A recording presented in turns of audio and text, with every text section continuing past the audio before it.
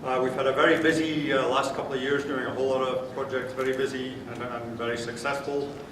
We've sent out our IWMP discussion paper, basically a draft watershed plan, and then a workbook asking people to prioritize the things they thought were important in the plan or that we listed in the plan.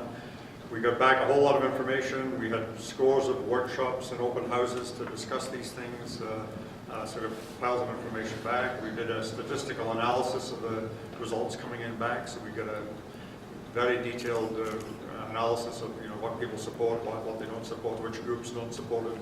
That's up on our website as well, so that helps explain where we're going with the plan.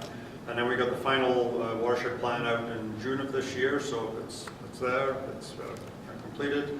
We sent it into government, and we got a response saying they would take a look at it and take a few months to go over it in detail, and then get back to us with a response as to which parts they could support or not support, I guess.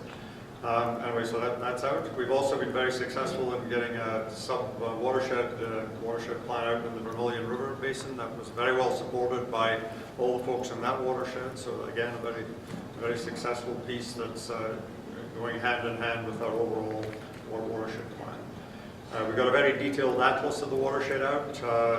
Unfortunately, it costs us a bit to produce, so we're charging $30 for copies, but it's a nice big detailed atlas of all sorts of things in the watershed.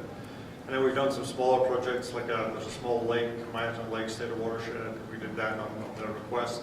And we've done some work on creative sentencing, got some money for water use regulations, making it more customer friendly, I guess, that we could put out on the web. We've updated our strategic plan. We've been active participants in the Industrial Heartland and Capital Region Water Management Framework. That's the government-led water management framework around the Edmonton Metro region and the Industrial Heartland just downstream of it. That's been very successful and is working towards setting maximum acceptable loads for different contaminants in that central region. We also been putting out monthly newsletters, information bulletins when things come up, and we're just finishing a new website. It should be going up this month, I believe. Very close. Should be easier to use, easier to get around in, and easier to post things back and forth. Okay. Next one. As we move into implementation, what we're suggesting is that we'll set up technical working groups. These are the pink groups at the bottom of the slide there. Water quality, water quantity, aquatic ecosystem health, groundwater. And we also have a group looking at partnerships in the watershed. And under those, we'll be doing different projects on, we need to develop further water quality objectives for some watersheds, look at in-stream flow needs and so on, look at riparian health and non-point source pollution. There's a whole lot of things coming up as ongoing projects. And then discussing all of this, we've been going round and round. This is draft. What we're thinking is we need really, the top boxes are, we need management teams to actually implement this stuff. The WPACs don't have authority to manage the watershed, so somewhere along the line there's got to be some management groups doing this. The central region one is essentially there already. The Industrial Heartland Water Management Framework is a steering committee that is basically a management team for the central reach of the watershed, and it's been working pretty well. So I think we could maybe see that as a model for having an upstream management group and a downstream management group that would try and bring some of the advice from the WPAC together and actually look at actions going forward. So this is for discussion, but it's the sort of thing we're sort of running around in our heads as to how do you actually make this work as you go forward. So what challenges, what do we need? We do still need confirmation and clarity from the Minister about the ongoing WPAC role. It's still a bit fuzzy. We need the GOA to promote stronger sector participation in WPACs. We're still finding some stakeholders reluctant to get into this. They're saying this is the government job, government should be doing it. So we need the government to be clear that if this is the model that they want to use, then people should be participating in it.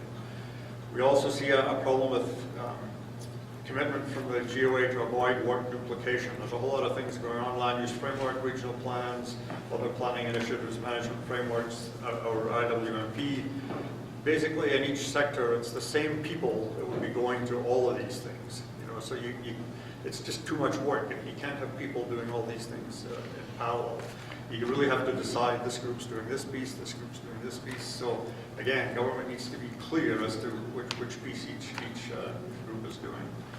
Funding security is an ongoing piece that's always there. We need to somehow make that more formal so that it's there going forward. You know, we've been fairly successful getting the 50 cents per head from municipalities per capita, but not from every municipality. So, and we're still working on getting a funding model from industry. So there's certainly work to be done there, and we need some kind of ongoing commitment from government, I think.